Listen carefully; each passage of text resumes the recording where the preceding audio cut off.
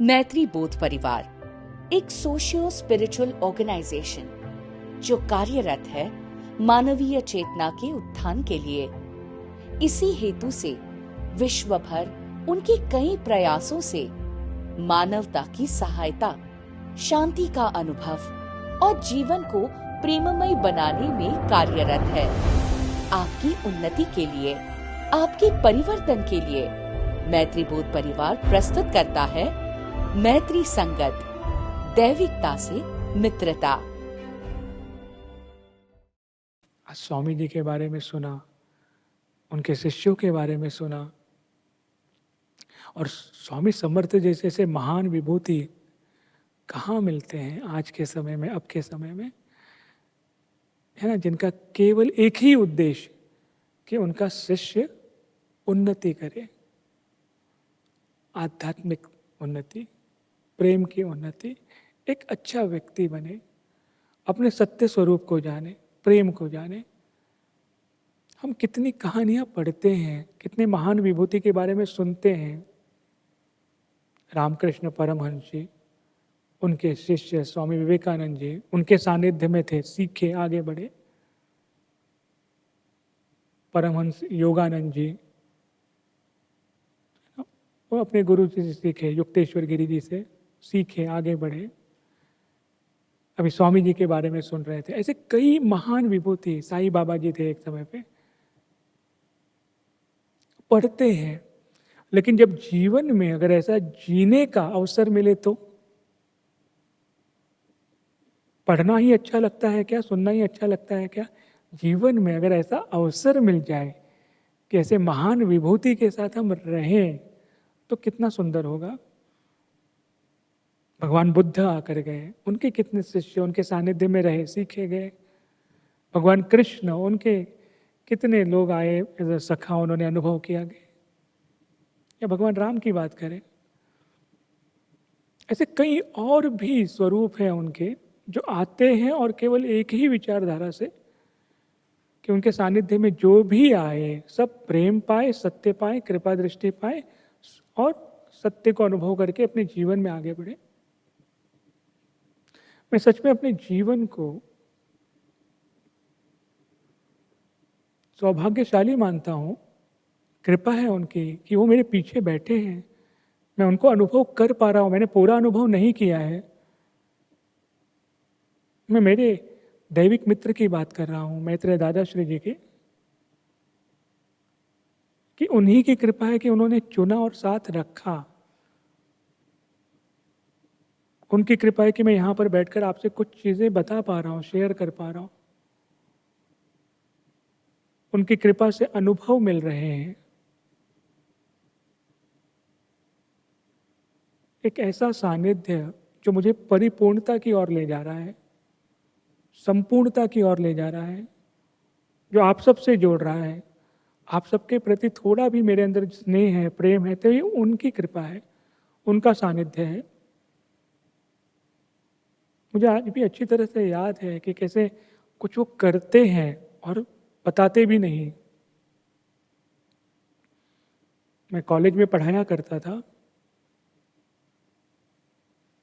और कॉलेज के अलग अलग उपक्रम हुआ करते थे, तो एक विशेष कार्य कुछ करना था जिसके लिए कॉलेज के प्रिंसिपल ने मुझे बुलाया और उन्होंने कहा कि आप ये व्यक्ति हैं, थोड़े बड़े व्यक्ति हैं, इनके पास आप जाइए, आप खुद ही अपॉइंटमेंट लीजिए, बात कीजिए और अपने कॉलेज के लिए ये बात कीजिए। तो मुझे लगा प्रिंसिपल सर की पहचान होगी, तो उन्होंने बोला नहीं, मैं भी नहीं जानता हूँ, बट मैंने सुना है कि ये भले व्यक्ति हैं, सपोर्ट करेंगे, तो कॉलेज के इस काम के लिए थोड़ा फंड चाहिए, तो आप बात करिएगा। तो मैंने बात किया, अपॉइंटमेंट लिया उनका। पता चला कि वो बड़े ज्योतिषाचार्य भी हैं, उनका ऑफिस है जहाँ पे वो बैठ के ज्योतिषाचार्य का कार्य भी करते हैं, अपार्ट फ्रॉम जो भी वो कार्य करते हैं उसके अलावा। और काफ़ी लोग आते हैं उनसे मिलने के लिए, ज्योतिष के विषय में जानकारी लिखने के लिए, और काफ़ी बड़े लेवल के हैं वो, विदेशों में भी उनको बुलाया जाता है। तो अच्छी उनकी पकड़ है, पहचान है, जिसके कारण प्रिंसिपल सर ने मुझे भेजा था कि बात करने कॉलेज के कुछ स्पेशल प्रोग्राम के लिए, फंड के लिए। अपॉइंटमेंट लिया, मैं बैठा तो उनका केबिन में वो बैठे हैं, बाहर थोड़ी भीड़ है, काफ़ी लोग थे, तो मैं भी उस भीड़ में बैठा। 1 डेढ़ घंटे का समय बीता, एक एक लोग जा रहे हैं, उनका अपॉइंटमेंट चल रहा है, बातें चल रही हैं। तो जो ज्योतिषाचार्य थे वो बाहर आए केबिन से, ने देखा कितने लोग हैं, तो देखा तो है इतने लोग, और उन्होंने मुझे भी देखा। तो उन्होंने मुझे पूछा कि आपका क्या काम है? तो मैंने बोला मैं कॉलेज के कुछ काम से आया हूँ। तो उन्होंने बोला एक काम कीजिए, आप कल आइए। मुझे उन्होंने कहा कि आज आप नहीं, कल आइए। तो मैं भी खुश हो गया, क्योंकि खुश इसलिए हुआ कि फिर कॉलेज के काम से जा रहा हूँ तो एक और छुट्टी मिल जाएगी, है ना, छुट्टी मिल जाएगी। अच्छा है, कॉलेज सर को मुझे बोलना है खाली कि सर आज नहीं मिले, कल बुलाए, तो मैं कॉलेज नहीं जाऊँगा, उनसे मिलने जाऊँगा, तो छुट्टी हो गई 1 दिन की। और ठीक है सर, मैं कल आता हूँ। और मैं नॉर्मल मेरे शर्ट पैंट में जैसे कॉलेज में जाता हूँ, प्रोफेशनल। दूसरे दिन जब मैं गया तो देखता हूँ तो कोई नहीं, तो कैबिन में वो बैठे हैं, उनके असिस्टेंट बाहर बैठे हैं और ऑफिस खाली है। अरे कल इतना भीड़ था और आज कोई नहीं, अच्छी बात है। गया तुरंत भीतर, उन्होंने बुलाया, चाय ऑफर किया उन्होंने, और बातें करने लगे ऐसे, कौन सा विषय पढ़ाते हो आप? मैंने बताया अकाउंट्स पढ़ाता हूँ ऐसे। मैं मेरा प्रोजेक्ट रिपोर्ट भी लेकर गया था जो संदर्भ में बात करना है। तो उन्होंने बोला बात करते हैं बाद में, जो ज्योतिषाचार्य थे बोलते इसके बारे में बात करते हैं। और वो जो आसन पे बैठते थे, वो आसन उनका सच में बहुत ही बोलते हैं ना कि वाइब्रेंट, और उनके पीछे स्वामी समर्थ जी का बड़ा फोटो था, और काफ़ी वो जगह भी बहुत, मतलब मैं, मुझे खुद को अच्छा लगा। और वहीं पे बैठ के वो जो भी उनको गाइडेंस देना है वो सब देते थे। तो उन्होंने बोला प्रोजेक्ट के बारे में बात करेंगे बाद में। उन्होंने पूछा कि मैंने कल आपको देखा तो मुझे ऐसा लगा कि आपको अलग से मिलना चाहिए। ठीक है सर, थैंक यू, आपने समय दिया। तो बोले नहीं, मैं जानना चाहता हूँ कि आपके गुरु कौन है। और ज्योतिषाचार्य जी ने मुझे पूछा कि मैं जानना चाहता हूँ कि आपके गुरु कौन है।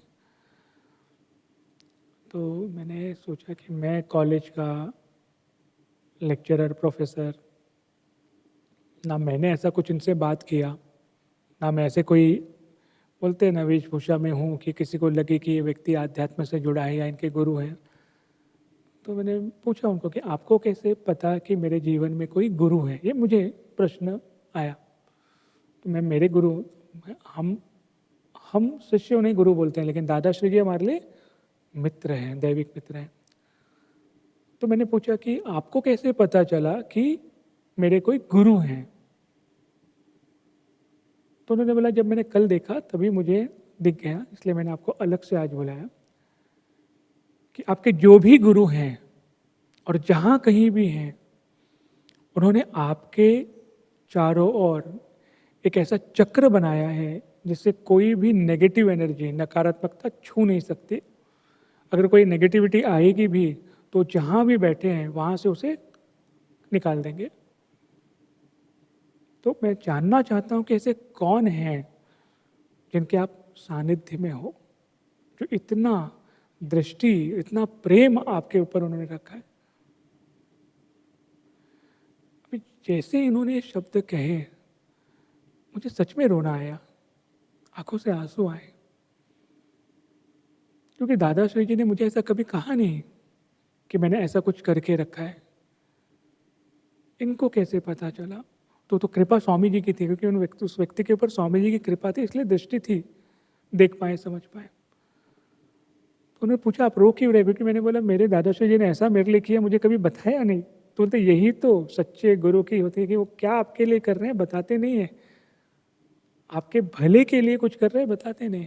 तो जब तक आप सदमार्ग में हो, सत्कर्म में हो, ये रहेगा आपके साथ, ये उनकी कृपा है आपके ऊपर। मैं तभी ये स्टोन पहनता था, स्टोन ज्योतिष जो बोलते हैं, तो एक स्टोन पहनता था और एक माला पहनता था। तो उन्होंने कहा मैं ज्योतिषाचार्य हूँ, मेरा काम है लोगों को बताना कि ये स्टोन पहनो, हीरा पहनो, पन्ना पहनो, मोती पहनो, है ना, अलग अलग स्टोन, या ये माला पहनो ज्योतिष के हिसाब से। ये मेरा बिजनेस है, प्रोफेशन है। लेकिन मैं आपको कहता हूँ कि आप ये सब मत पहनो, कुछ ज़रूरत नहीं है, क्योंकि उनकी कृपा आपके लिए बहुत है। ये स्टोन की ये सब ज़रूरत है ही नहीं आपको जीवन में। उनका प्रेम और कृपा से जीवन आप अच्छे से जाओगे। फिर उन्होंने आग्रह किया कि मैं मिल सकता हूँ क्या आपके दादाश्री जी से। मैं आया, दादाश्री जी से मिला, रोया कि आपने ऐसा कुछ किया है, बताया नहीं, लेकिन उनका कुछ आंसर नहीं था, वो शांत ही थे। मैंने कहा कि वो आपसे मिलना चाहते हैं। फिर एक डेट फाइनल हुआ, वो आए, जो ज्योतिषाचार्य जी से दादाश्री जी से मिले, लंबी मीटिंग हुई, वो और वही थे, मैं तो बाहर था। मीटिंग के बाद वो ज्योतिषाचार्य बाहर आए तो काफ़ी गंभीर थे, शांत थे।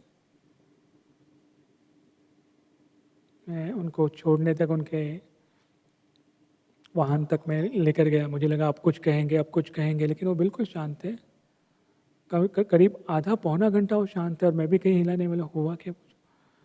फिर साधारण फिर हुए और उन्होंने कहा कि मैं जिनसे मिला हूँ अभी, मेरे लिए सामान्य मुलाकात नहीं थी। मेरे पास जो ज्ञान है, वो ज्योतिषाचार्य जी ने कहा, मेरे पास जो ज्ञान है वो किताबी ज्ञान है। मैंने किताबों से अर्जित किया है, पढ़कर अर्जित किया है, बाद में धीरे धीरे अनुभव बना है स्वामी जी की कृपा से। लेकिन आपके दादा श्री जी के पास वह ऊर्जा है, वो शक्ति है, जिससे ये सब वो बदल भी सकते हैं अपनी कृपा से, अपने सानिध्य से, जो आध्यात्मिक उन्नति के लिए सहायक हो। कहा कि ऐसे मित्र का साथ कभी मत छोड़ना। उनके हिसाब से वो गुरु कहते थे, हम मित्र कहते हैं। इनका सानिध्य कभी मत छोड़ना। जो पूरे गुरु तत्व को चलाने वाला जो चैतन्य है, वो उनके पास है, और वो कभी दर्शाएंगे नहीं कि मैं ये कर रहा हूँ, लेकिन ये मेरा कर्तव्य है कि जो मैंने अनुभव किया है, उनके शिष्य होने के नाते, सेवक होने के नाते आप सबको बताऊं कि जो हम पढ़ते हैं ना, अभी तक मैंने जो भी आपको कहे महान विभूति के बारे में, अनुभव का समय है। ये समय अनुभव का है। आप अनुभव करें अपने जीवन में। इनकी प्रतिमा को केवल देखें, इनकी आंखों में केवल देखें, वो प्रेम मिलेगा, वो विश्वास मिलेगा। जीवन में आगे कैसे जाएं और जीवन के विपरीत परिस्थितियों को कैसे पार करके आगे जाएं, वो मिलेगा। हर एक परिस्थिति में वो साथ रहेंगे आपके, आपको सक्षम बनाएंगे। वो खुद आकर दूर नहीं करेंगे, वो आपको सक्षम बनाएंगे। भगवान कृष्ण ने अर्जुन को सक्षम बनाया था। जहां जरूरत पड़ी वहां पर वो आगे गए कृष्ण।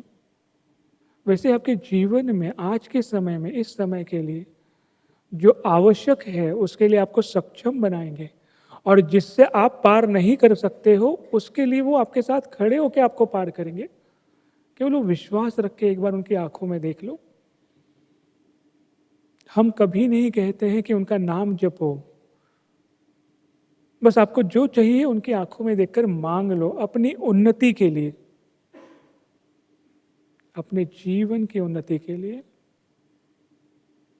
विश्वास करके देखो, साथ हैं वो। तो जो हम पढ़ रहे हैं इतना कुछ, मैं मेरे जीवन में अनुभव कर पा रहा हूं उनकी कृपा से, उनके प्रेम से, और उसी विश्वास से मैं आप सबके लिए भी प्रार्थना करता हूं कि आप सब भी वो अनुभव करें, ये मौका छूटे नहीं। मैं उनका महिमा मंडल नहीं कह रहा हूं, लेकिन जो सत्य है वो बता रहा हूं, क्योंकि मेरा कर्तव्य है।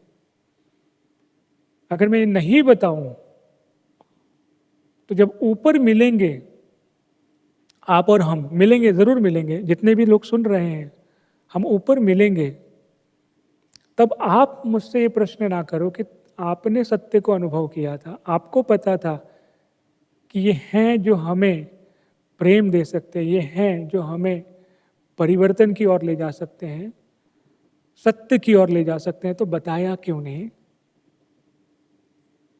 तो आज मैं इस मंच से बैठे बैठे आप सबको और आप सबके माध्यम से सभी को, जो भी देख रहे हैं मुझे, उनको बता रहा हूं कि एक बार इनकी आंखों में देखकर सत्य को अनुभव कर लो, प्रेम को अनुभव कर लो। अपने आध्यात्मिक उन्नति के लिए जो चाहे वो मांग लो।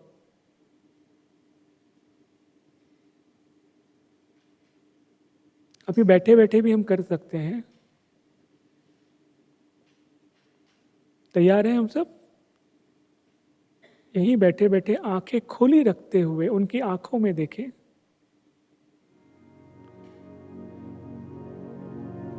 मैत्रेय दादा श्री जी की आंखों में देखें।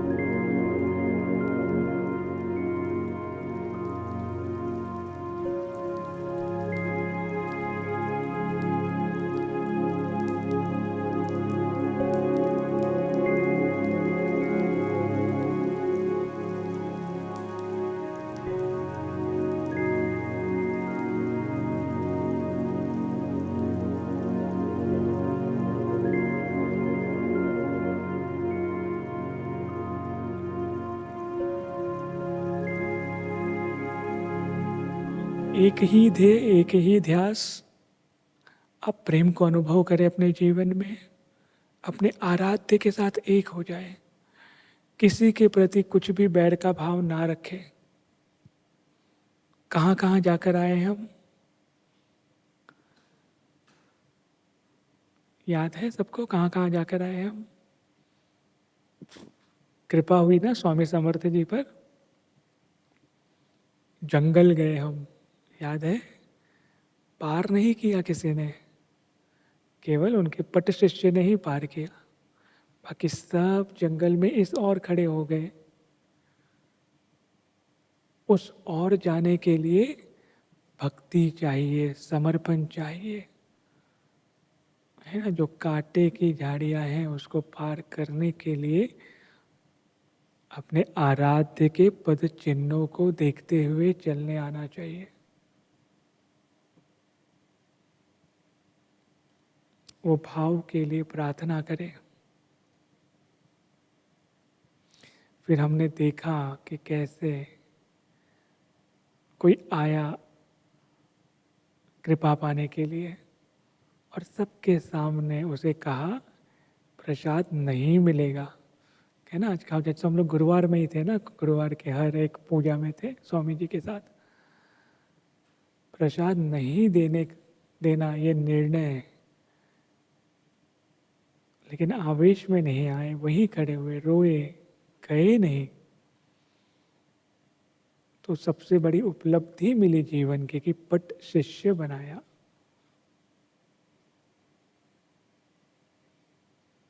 फिर वापस गुरुवार हम गए, स्वामी जी का भजन सुना, आरती सुनी, प्रसाद भी हो गया। और कोई कहता है कि मुझे सेवा करना है, पात्र नहीं है।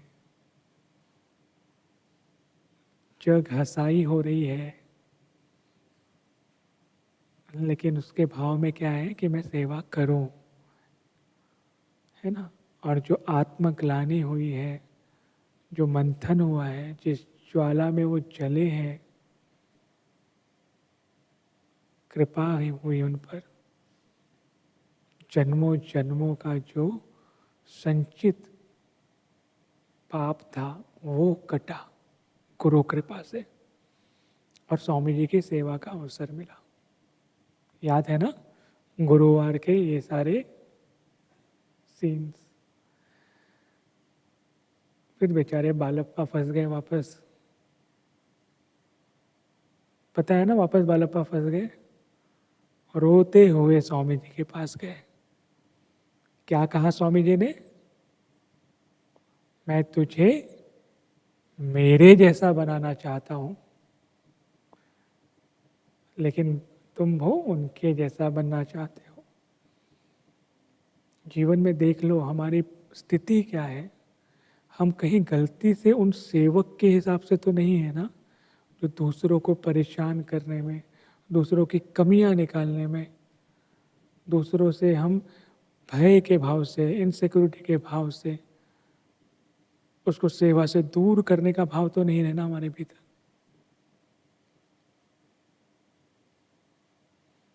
यदि ऐसा गलती से भी है तो अपने आराध्य से क्षमा मांगकर स्वयं के लिए सद्बुद्धि और सदमार्ग को चुने।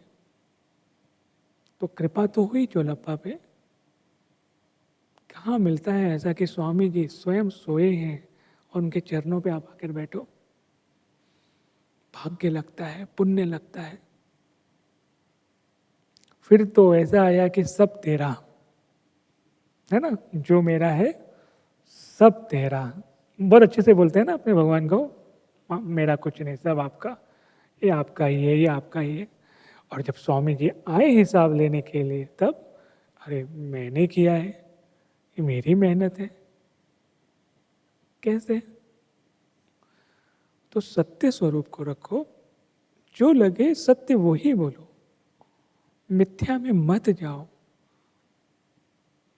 जो भाव है वही रखो सामने। आपके आराध्य केवल भाव के भूखे हैं,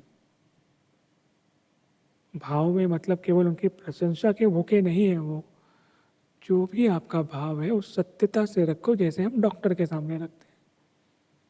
मित्र की बात, जो सत्य है बोलो। इसलिए जीवन में जो भी घटित हो रहा है उसके जिम्मेदार हम ही हैं। और अंत में जो बस प्रार्थना करूंगा आप सबको कि आपको भी जीवन में ऐसा सानिध्य मिले। आप आराध्य को अनुभव करो, प्रेम को अनुभव करो, सत्य को अनुभव करो, जो आप किताबों में पढ़ते हो, कृष्ण अर्जुन के बारे में, राम हनुमान जी के बारे में, या भगवान बुद्ध और उनके शिष्यों के बारे में, है ना, स्वामी समर्थ जी के बारे में हमने सुना। ऐसे महान विभूति अनुभव करने के लिए आप जुड़े अपने आराध्य से।